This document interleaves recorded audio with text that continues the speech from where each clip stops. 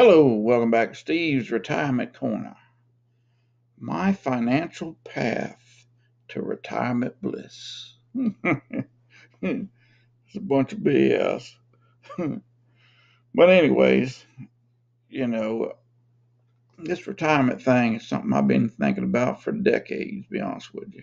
Because I'm as lazy as sin, I ain't gonna lie to you.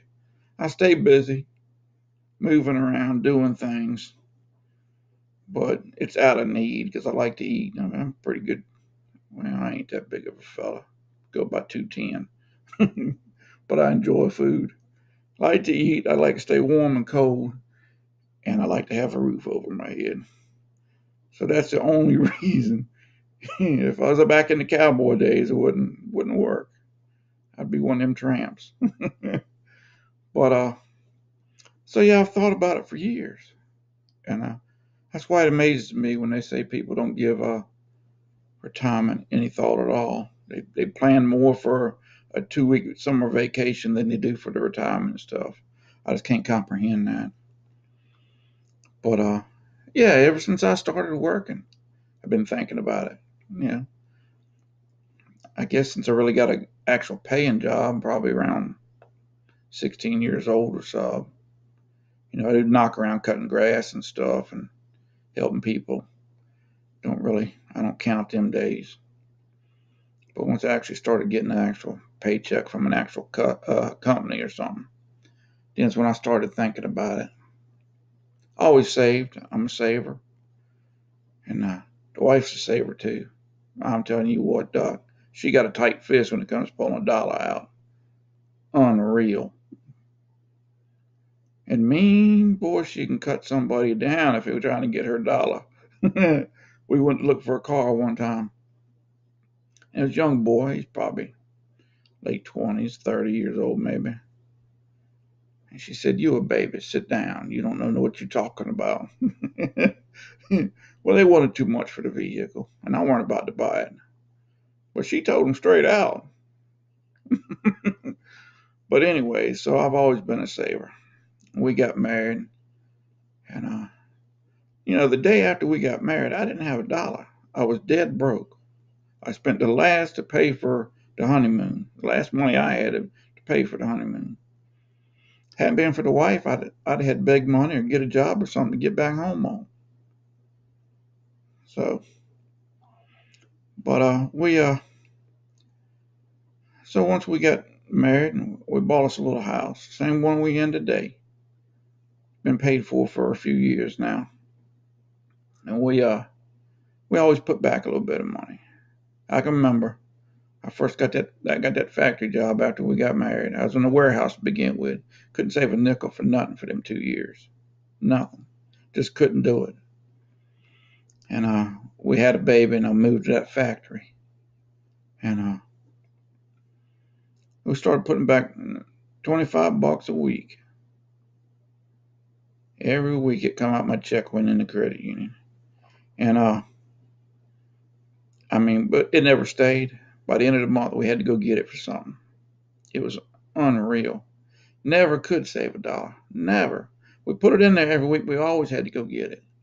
And it took years. It took years putting that money in there before we got away. Hey, we didn't go get it this month. That was a big deal to us. And then I don't know, I was at the factory probably, I don't know, 5, 6 years before they come out with this 401k thing. I started putting money in that, and that ticked the wife off. Well, we just didn't have it to save. We just didn't. Because we had another baby by then, or the wife did. So I I didn't have anything to do with having it. How's that? she So we had another one by the end, and just life got more expensive and complicated. She's from South Carolina, so it's not that far. It's 4 or 5 hour drive from here. We wouldn't have to go down there, but we would go down there quite a bit. I'd get a long weekend. We'd go down there a long weekend. 2, 3 times a year, nothing major. And as the kids got up, we started taking them places over the summer. We'd go down to the beach or go up to the mountains or something like that. And I mean, that we were still saving that $25, mind you, every week. It's all we had extra to give. And when it didn't come to the end of the month, we didn't have that extra, so we'd have to go get it. I had a battery going bad one time in a car. No, it was in my truck. And it was getting over in the winter. And I'd take that battery out every night and I'd stick it in the kitchen. Then I'd go back in the morning before I went to work every day and put it back in the truck. Keep that thing warm because it would be dead every morning. Help me get through the winter. But the thing is, I didn't have no money to buy the battery at that time. Not that we got a nickel now. I mean, we got a few dollars, but we ain't living with gold-plated toilet seats or nothing. You know what I mean? I mean, just average Joe's got 2 used vehicles they were used when we bought them. So, I mean, never bought a new car. Never. But we eat good. We got a roof over our head. The bills are paid. We're comfortable now. Let's put it that way. And and it took years. Once I got laid off from that last factory job, we had a few dollars, and I was proud of it. And it wasn't much, probably 15, 20 grand's all we had. And then we had a little bit in the savings, but nothing to write home about. But we ended up having more money than we had a month at that time. The kids had gotten older. And once they graduated, we paid the house off. We started having more and more extra money. And it's gotten easier on us. It's a little more comfortable now. When you're young, it's hard to make ends meet. I'm telling you, it is terrible. Especially you got young kids and a mortgage and stuff. And that stuff, it eats on you. It's hard to do. You got to get out there and hustle. And, it don't help none if somebody tells you, hey, it's going to get easier. It doesn't. I was all the time asking mom and dad how in the world they done it. Because it seemed like every time you got $1 in your hand, it was gone. But now we've come to the end. And it's about time to go back and reap my rewards, I guess you'd say. But if it hadn't been for the wife, though, I still don't believe I could have saved a nickel. I mean, she's heck on a dollar, I can tell you. But then that's going to be the hard part. Changing from a saver to a spender.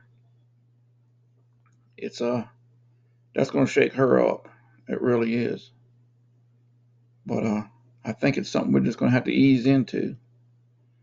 We'll see how it goes. But any of you young people out there, if anybody's listening, if anybody at all is listening, y'all just give it time. Keep your head to the grindstone and try to keep on going. That's the big key. You got to keep putting that 25 in there. That's what we did. Every week it went in there. And we had to go back and get it every time, but we put it in there. You got to keep building that mindset. And once you do, it just becomes natural to you. And, we increased over the years. And as we got spare money, we'd increase over the years. And it's built up to the pretty decent sum, enough that I can get out of. It still ain't, well, you go, it's not 7 figures. It is 6, but it ain't 7. So, but it's enough for me to get out with and still have the bills paid. Well, that's just a short synopsis, and I done talked for almost 10 minutes. But just to give a little hope out there to people struggling, and show you how the average Joe, goes through his financial life, I don't know. It's just something I wanted to speak about. Well, y'all be good. We'll talk at you later. Tell me where I went wrong at, what I should have done different. Yeah. Because I guarantee there's something I screwed up. Y'all be good. We'll talk at you later.